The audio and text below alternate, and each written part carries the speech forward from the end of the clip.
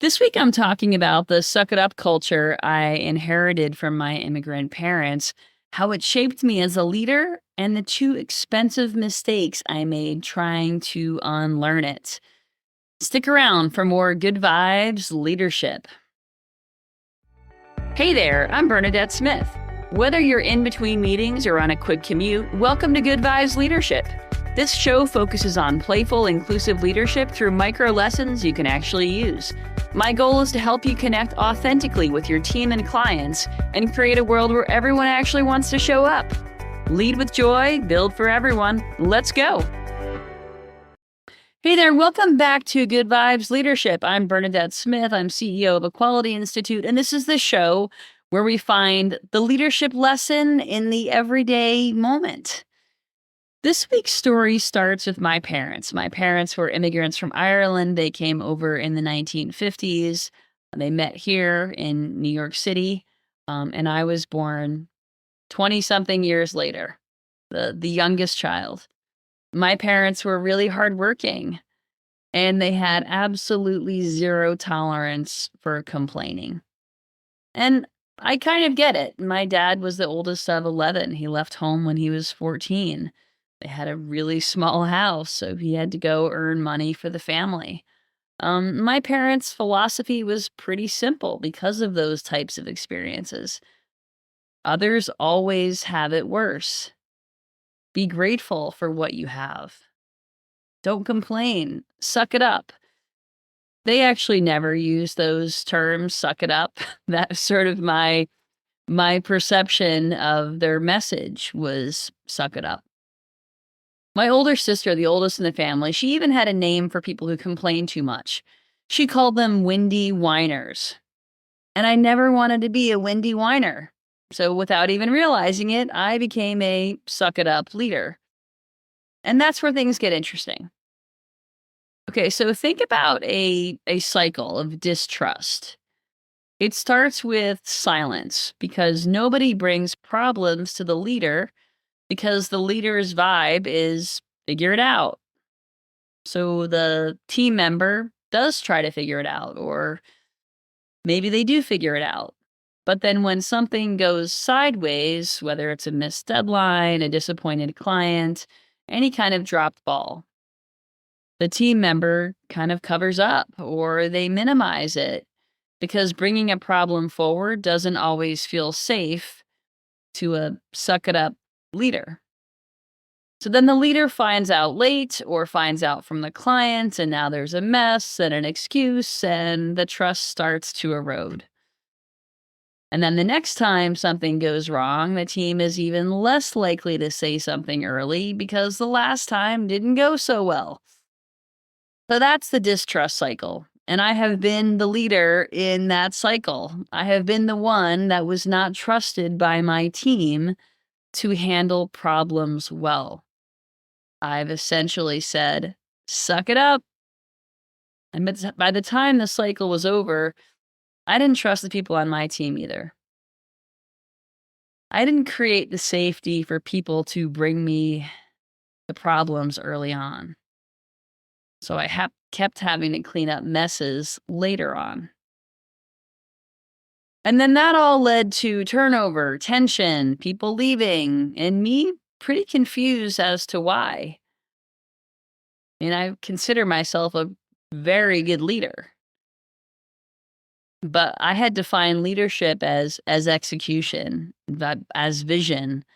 And I hadn't quite figured out what my role was in all of this. Because I wasn't a mean leader. I wasn't cruel. I just had this sort of inherited default that said, push through, figure it out. Don't make it a thing. Suck it up.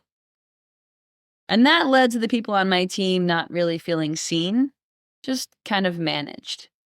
And I remember moments when someone would bring a problem to me, whether it was a frustration or a concern, something that was kind of weighing on them.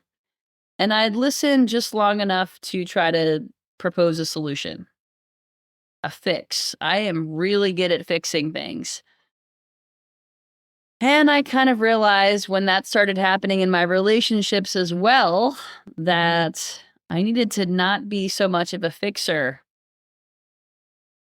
I needed to not be so solutions oriented, even though that's what I was taught. What I didn't realize for years was that people didn't always need a solution. Sometimes they just needed me to listen, stay in it with them for a minute, say, I hear you. That sounds hard. And mean it. And by the way, I am still learning and practicing this lesson with my son, who's 15. He goes through his things, his issues, and it can be really hard for me not to be a suck-it-up mom or a solutions-oriented mom. So it's something that is a continual practice for me. But for years, I didn't know how to do that. So people stopped bringing their problems to me, their work problems, even their personal problems. And then eventually some of them stopped showing up altogether. So because of all that, I did what a lot of leaders do when they realize they've gotten it wrong. I overcorrected. I went soft, too soft. I stopped holding people accountable because I was so focused on being empathetic.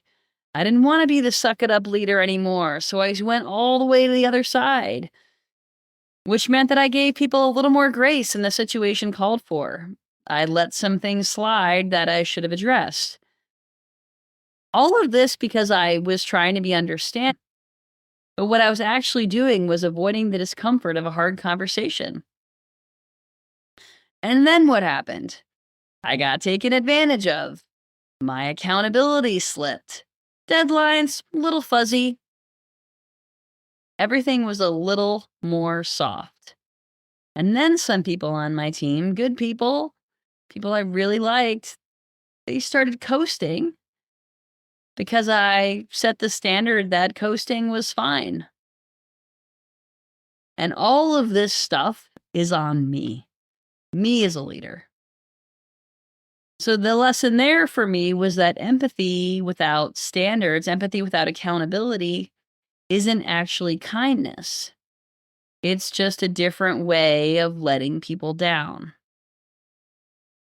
So then finally I got to the truth that the emotional blueprint that you get as a kid, it might become your management style without you even realizing it. It might become your default. It might seem like it's your personality, but maybe it's just the first draft of your personality.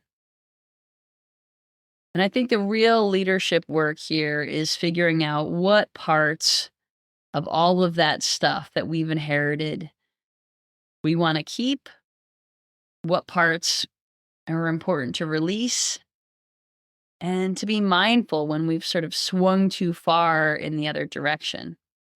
So a lot of my work comes back to the ARC method, Ask, Respect, Connect, this tool that I created. And it meant that I started to be much more intentional about asking people what they needed, not assuming they'd figure it out, not assuming they needed to be rescued. Asking things like, what's getting in your way right now? And not asking as a performance tool, asking as a genuine question that you really want the answer to. Then respecting, that's the R, staying present for the answer. Don't trying to fix it. Don't dismiss what you hear. Don't start mentally drafting your responses. By the way, this is the hardest part for me. To just be present, just be there.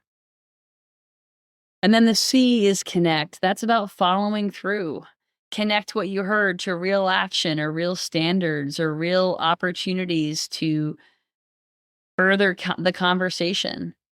A lot of times people skip the connect, but the arc isn't complete unless you follow all 3 steps. So that's sort of how we balance it, to have high warmth for folks, but also high expectations at the same time. They don't have to be contradictory, it can just be leadership. So my challenge for you this week is to think about the leadership default you may have inherited from your family and name it. Maybe it's a suck it up leadership style like mine. You push through, you expect others to push through, you see complaints as weakness, You have no tolerance for windy whiners. And maybe that means that your team is productive, but kind of guarded. Maybe they don't bring you the real stuff. Or maybe you're a conflict avoidant leader. You're warm. People love you, but the hard conversations get postponed. Your team likes you, but they don't always know where they stand. Maybe you're a people-pleasing leader. You say yes too often. Again, I went through this. You protect people from the consequences they actually need to experience. You're so focused on being liked that you've stopped being useful.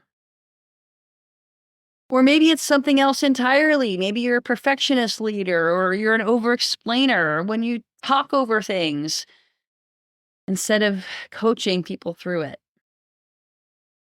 What kind of leadership style did you inherit from your family? Name it. You can't rewrite it. You can't evolve it if you haven't figured out what it is. Name it. And is that style serving the people that you're responsible for? Serving the people in your life? Not serving you, but serving them? Your people deserve a leader who knows the difference. All right, let's move into this week's Good Vibes to Go. It is now WNBA season, the Women's National Basketball Association season. I'm rooting for the Chicago Sky. It is an exciting time because there is a new collective bargaining agreement and the players are finally getting paid what they are worth. So exciting times for women's basketball. I'm going to put a link in the show notes so that you can catch yourself up and cheer on these amazing athletes. All right, and if you want to get 5 more stories like this one every Saturday morning, that's what the 5 Things newsletter is for. This week, the stories are about rape kit reform in all 50 states, tactile museum tours making history accessible, San Antonio recognizing transgender communities, and more. Subscribe at 5thingsdei.com. And if this message landed for you, share it with one leader who needs to hear it. I'm Bernadette Smith, and I'm cheering you on. Have a great week. That's your weekly shot of Good Vibes Leadership. For the full rundown of this week's top stories and some proof of positive change, grab my 5 Things newsletter at 5thingsdei.com. Remember, lead with joy, build for everyone. Now go be the leader your people deserve.